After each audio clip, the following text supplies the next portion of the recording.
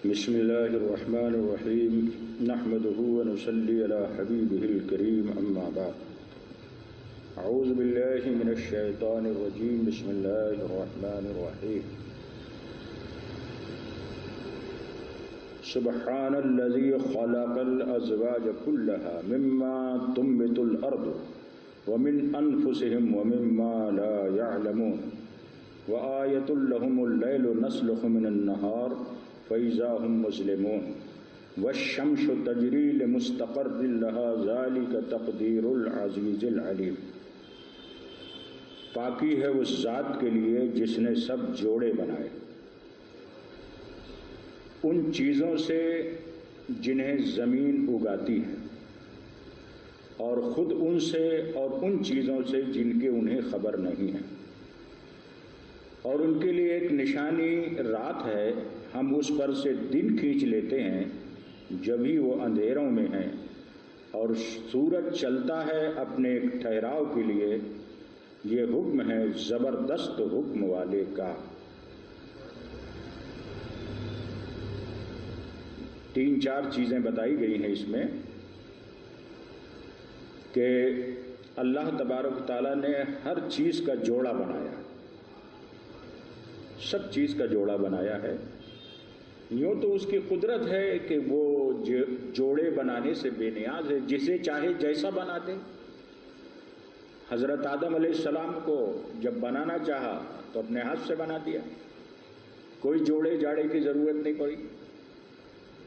Be be حوا، ماں حوا کو جب بنانا چاہا تو حضرت آدم علیہ السلام کے پیٹ کو چاک کر کے وہاں سے عورت کو نکال دیا،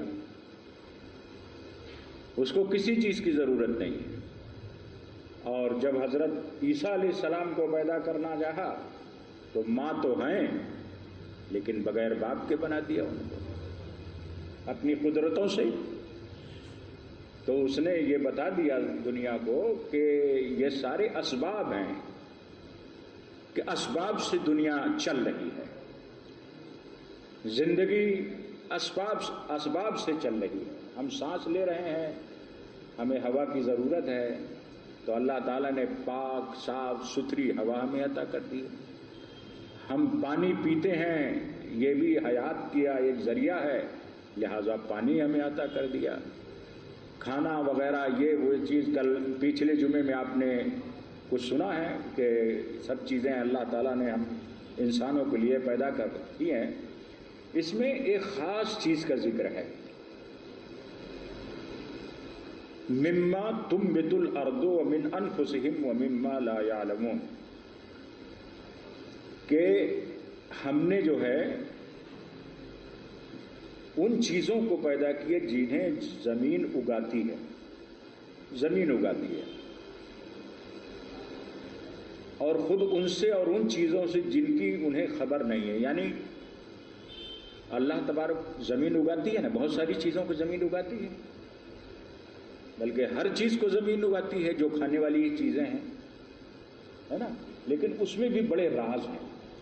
ذرا آپ غور سے دیکھیں کہ ایک زمین، اللہ تعالیٰ اپنی قدرتوں کا بیان کر رہا ہے، اپنا اختیار کا بیان کر رہا ہے، اور اپنی ایک یہ بتانا چاہتا ہے کہ اس زمین میں دانہ ڈالا جاتا ہے، اور دانہ ڈالنے کے بعد میں آخر کون اگاتا ہے اسے زندگی کون بخشتا ہے، اس کو ہرا بھرا کون کرتا ہے، اور اس کے بعد اس کی زندگی کے بعد میں اس کو اور بڑا کرتا ہے، اس میں دانہ پھل وغیرہ کون لگاتا ہے، ان پھلوں کو پکاتا کون ہے، کھانے کے قابل کون کرتا ہے، یعنی اس کی حیات کا ذریعہ کیا ہے۔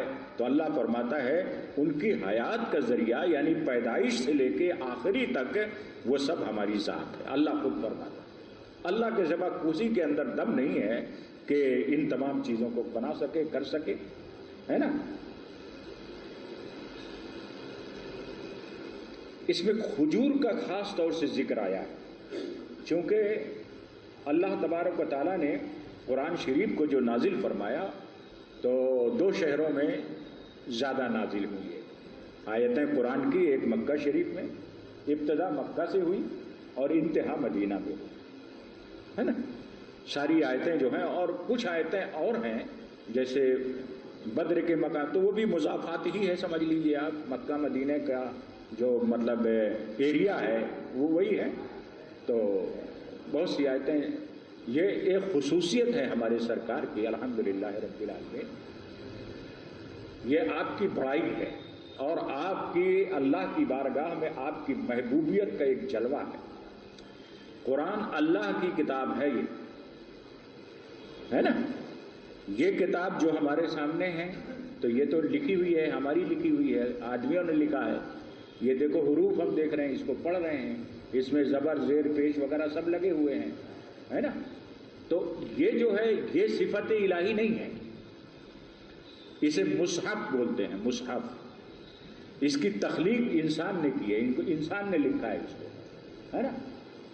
اب اس کو کیسے لکھا جاتا قرآن کو؟ قرآن جب اترا تو قرآن حرف سے پاک ہے، یعنی آ با تا جو ہوتا ہے نہیں، الف بے تے وغیرہ جو ہوتے ہیں نہیں، اللہ تعالیٰ ان کا جو کلام ہے نا، ان حروف سے ان حروف کا محتاج نہیں ہے وہ۔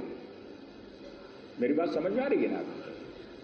ان حروفوں کا محتاج نہیں ہے اللہ کا کلام جو ہے، جو صفت الہی ہے، جو اس کی صفت ہے۔ تو یہ جو قرآن اترتا تھا حضور پر تو حروف کے ساتھ نہیں اترتا تھا، آواز کے ساتھ۔ آواز جو ہے نا، آواز، یہ آواز کا بھی محتاج نہیں ہے قرآن۔ آواز تو یہ ہماری ہے، ہم پڑھ رہے ہیں، جیسے میں نے پڑھا ابھی آیتیں پڑھی، تو یہ آواز میری ہے، یہ قرآن کی آواز نہیں ہے۔ تھوڑا باتیں باریک ہیں، ہے نا، حالانکہ میں بہت سہل اور آسان کرنے کی کوشش کرتا ہوں۔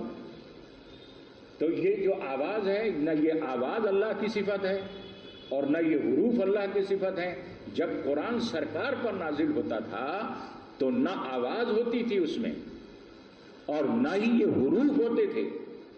یہ قدرت الہی ہے اور راز خدا بندی ہے جو خدا کے سوا اور مصطفیٰ کے سوا کوئی نہیں جانتا۔ جب حضرت جبرائیل لے کے آتے تھے تو جبرائیل کو بھی پتہ نہیں رہتا تھا کہ یہ کیا ہے،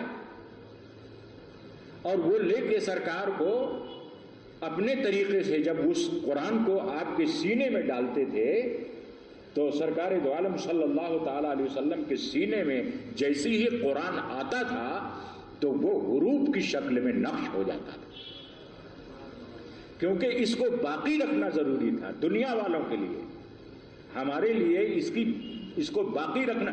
حضور تو اس کے محتاج نہیں تھے، حضور کو پتا تھا سب کچھ، ہے نا، اللہ کی قدرتوں سے حضور کو سب کچھ پتا تھا، لیکن ہمارے لیے یہ ضروری تھا کہ قرآن ہمیشہ باقی رہے۔ ہمیشہ باقی تو ہے قرآن، لیکن یہ کتاب کی شکل میں باقی رہے تاکہ لوگوں کو اس سے ہدایت ملتی رہے۔ تو وہ حروف اور وہ آواز اور وہ لہجے، اور جیسے شین ہے، سین ہے نا، فے ہے نا، کاف ہے، قاف ہے، تو یہ سارے حروف جو ہیں یہ اللہ کے رسول کے سینے میں نقش ہوتے چلے جاتے تھے، ہے نا۔ تو اب جب سرکار کو حضرت جبرائیل قرآن دے کے جاتے تھے تو جب دے کے چلے جاتے تھے تو جب وہ چلے جاتے تھے تو سرکار اپنے صحابہ کو بلاتے تھے۔ اچھا، اس میں ایک کیفیت ہوتی تھی سرکار کی، عام کیفیت میں قرآن نازل نہیں ہوتا تھا، ایک کیفیت ہوتی تھی سرکار کے، یعنی یہ اس قدر کیا کہتے ہیں کہ قرآن کا وزن اتنا ہوتا تھا کہ حضور کی پیشانی عرق آلود ہو جاتی تھی، یعنی پسینہ پسینہ ہو جاتے تھے آپ، سمجھ رہے ہو نا؟ ایسا لگتا تھا جیسے کئی ہزار من کا بوجھ جو ہے آپ کے اوپر ڈال دیا گیا ہے نا، کئی ہزار کا بوجھ ڈال دیا ہے۔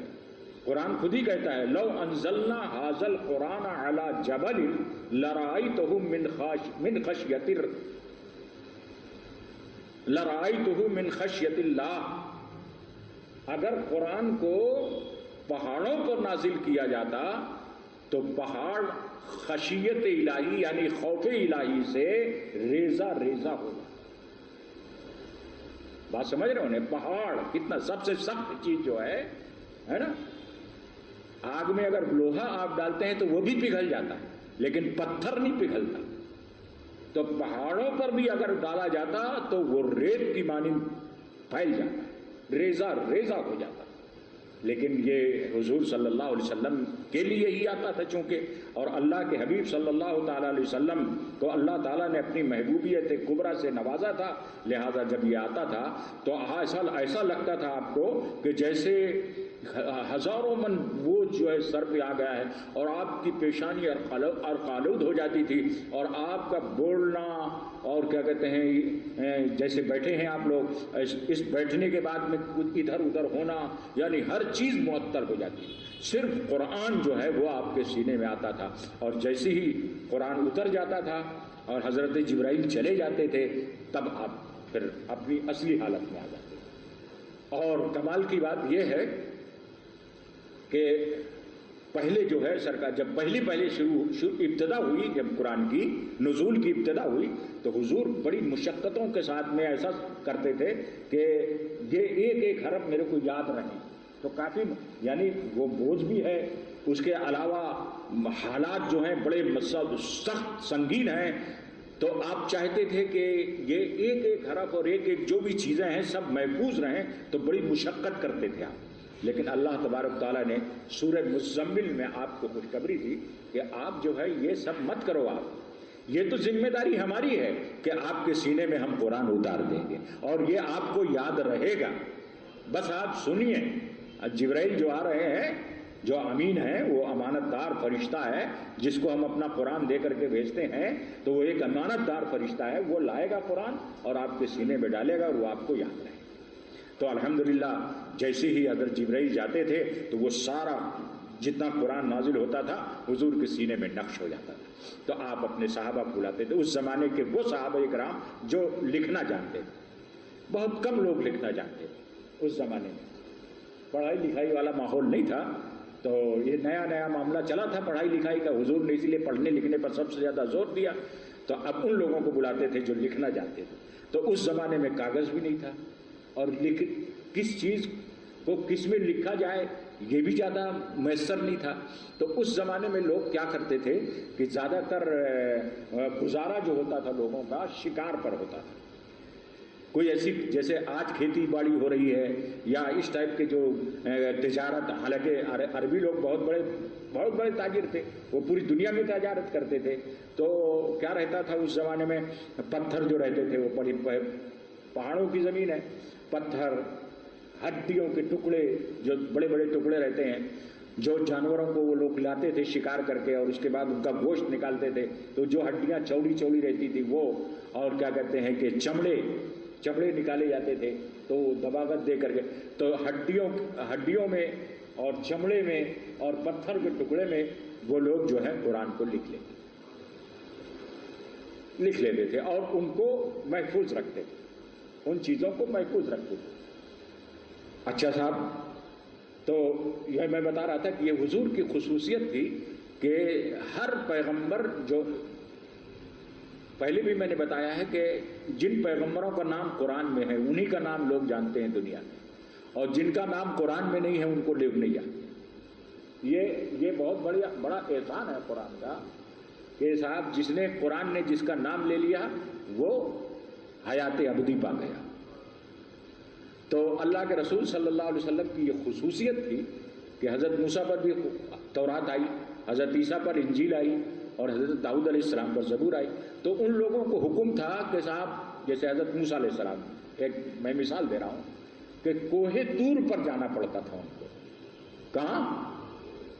یعنی طور کا پہاڑ جسے بولتے ہیں، اس پہاڑ میں آئیے، اور وہ ایک مخصوص جگہ تھی، وہاں وہ پہنچتے تھے تو پھر اللہ تعالیٰ ان سے کلام کرتا تھا اور تورات کو انہیں عطا کرتا تھا.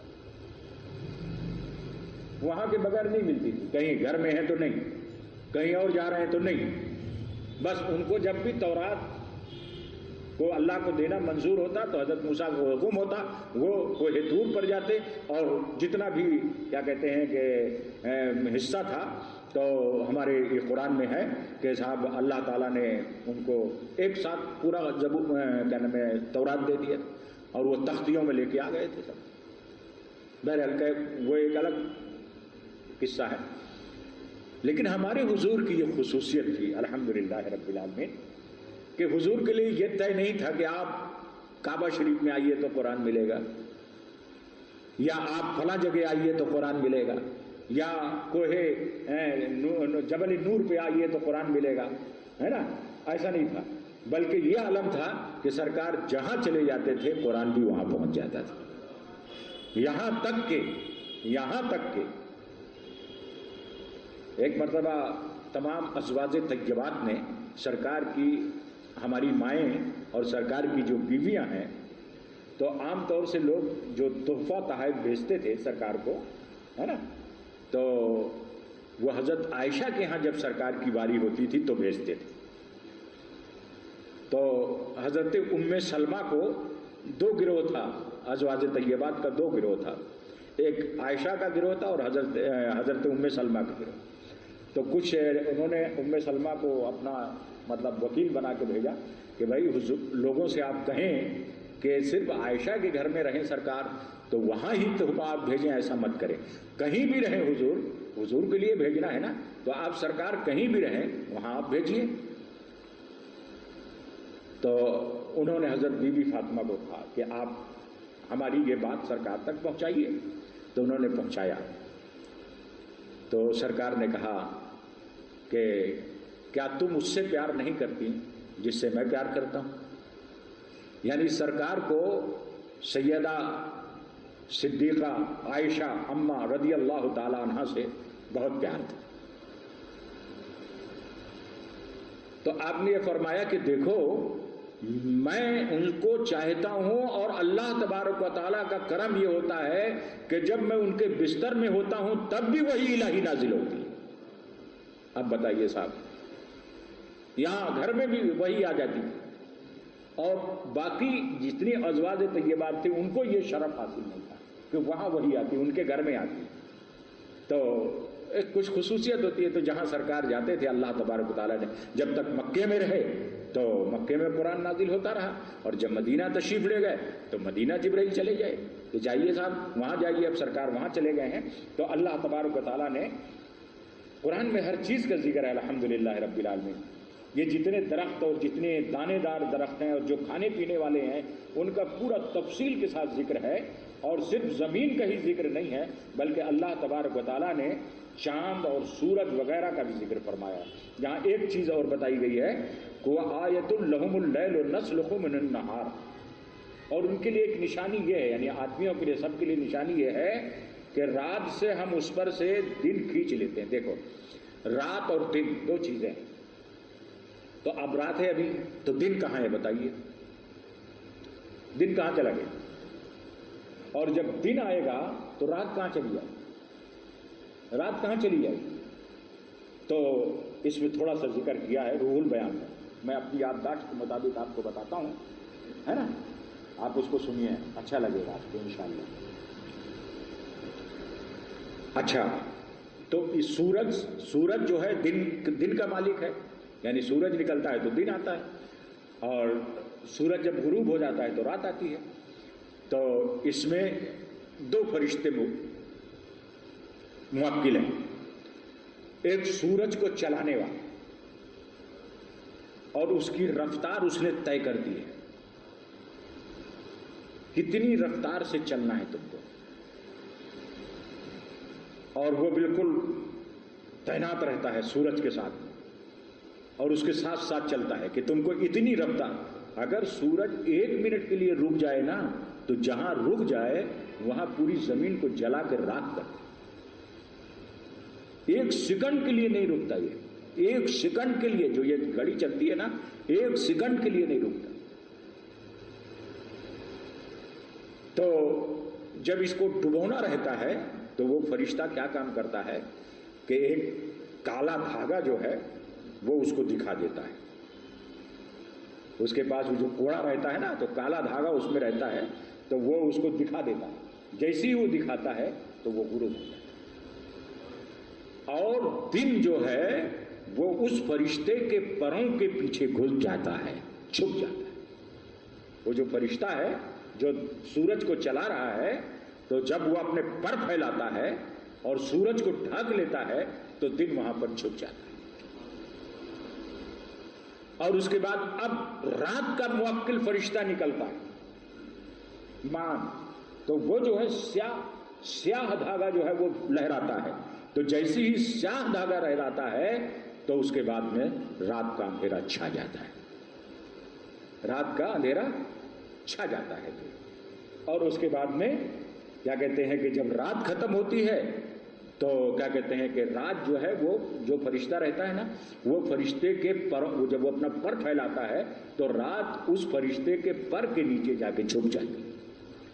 اچھا، اب ایک چیز بہت ضروری ہے. کوئی اعتراض کر دے آپ سے کہ صاحب آپ ٹائم ہو گیا کیا بھائی صاحب؟ ہاں ٹائم تو ہو گیا. بس آخری بات، کوئی آپ کو مسلمان نہیں کرے گا، کوئی دہریہ کوئی کافر اگر بول دے کہ صاحب رات تو یہاں ہو جاتی ہے نا ہمارے یہاں، اور کہیں تو دن ہو جاتا ہے نا، کہیں تو دن ہو جاتا ہے، تو سورج جو ہے غروب ہوتا ہے، فنا نہیں ہوتا. اب میں انشاءاللہ اب آپ کو بتاؤں گا اگلے جمعہ میں کہ یہ قرآن کے مطابق، بھائی سائنس والوں نے زمین کو بتایا ہے کیا ہے کیسی ہے، وہ ایک الگ چیز ہے. ہمارا قرآن کیا بتاتا ہے کہ زمین کیسی ہے اور کیسے زمین میں جب جو سورج غروب ہوتا ہے تو کہاں پر غروب ہوتا ہے، اور پھر اس کے بعد میں دن کہاں رہتا ہے، اور اس کے بعد کہیں 12 بجا رہتا ہے رات کا، کہیں 1 بجا رہتا ہے، کہیں 2 بجا رہتا ہے، اور کہیں پر دن کا 1 بجا رہتا ہے، کہیں 2 بجا رہتا ہے وغیرہ ہے نہیں. یہ جو فرق رہتے ہیں نا وہ پوری تفصیل الحمدللہ رب العالمین. دیکھیے ہم لوگوں کے پاس سب ہے، کسی چیز کی کمی نہیں ہے، لیکن ہم جانتے نہیں. لوگ کالجوں میں یونیورسٹیوں ارے پڑھتے ہیں اور 12 سال 15 سال پڑھ کر کے یہ پتہ لگا پاتے ہیں کہ صاحب سورج کی رفتار کتنی، اور آپ اس کو پڑھو 2-4 لائن میں قرآن بتا دیتا ہے کہ سورج کی رفتار کتنی ہے. بہت تفصیل طلب باتیں ہیں قرآن میں. وقت نہیں ہے میرے پاس، میں آپ کو ایسی انمول اور عجوبہ چیزیں قرآن میں ہیں، اور ہم لوگ دوسروں کے تھالیوں میں دیکھ رہے ہیں کہ صاحب یہ بہت بڑھیا کھا رہا ہے. اپنی تھالی کو ہم دیکھ ہی نہیں رہے کہ ہماری تھالی میں کیا چیز ہے. ہماری تھالی میں وہ ہے جو زندگی میں کبھی خواب میں کوئی دیکھ نہیں سکتا. کاش لوگ قرآن کو پڑھتے. ہم نے قرآن کو پڑھا صرف ان کے الفاظ کو، اور اس کی افادیت سے ہم محروم رہے، محروم ہیں، اور پتہ نہیں کب تک محروم رہیں گے. میرے دوستوں اور بزرگوں، اللہ تبارک و تعالیٰ نے مسلمانوں کو اڑنے کی صلاحیت دی ہے قرآن سے، چلنے کی کا تمیز سے وغیرہ وغیرہ بہت ساری چیزیں ہیں. کچھ باتیں میں انشاءاللہ میں اپنی معلومات، میں ایک چھوٹا آدمی ہوں، طالب علم ہوں، مجھے بڑے بڑے علماء اور ہیں، بہت جانکار لوگ ہیں، تو میں اپنی معلومات کے اعتبار سے انشاءاللہ العزیز جو میرا مطالعہ ہے میں آپ کو کچھ سمجھانے کی کوشش کروں گا. آپ لوگوں کو ٹھیک تو لگ رہا ہے نا؟ ٹھیک لگ رہا ہے نا آپ لوگوں کو؟ ہاں تو انشاءاللہ ٹھیک. ایسی معلوماتی باتیں قرآن نے بتائی ہیں ہم کو، اور ایسی چیزیں ہیں کہ الحمدللہ سب اگر اسی پر ہم لوگ عمل کریں. نماز کا بات آئے گی نماز کی تو میں نام بتاؤں گا آپ کو کہ نماز کا مطلب کیا ہے اور اس کے فوائد کیا ہیں انشاءاللہ العزیز. اللہ تعالیٰ توفیق دے اور ہم سب کو. اور یہ دعوت درس قرآن جو ہے، جو انہوں نے کیا کہتے ہیں کہ بڑی محنت و مشقت کے ساتھ اس سلسلے کو شروع کیا ہے، اللہ تعالیٰ ہم کو استقامت عطا فرمائے، اور اس کے بعد یہ سلسلہ جتنا جاری رہے گا وہ قوم کو اتنا انشاءاللہ فائدہ ہوتا رہے گا. وما علینا الا البلاغ. والسلام.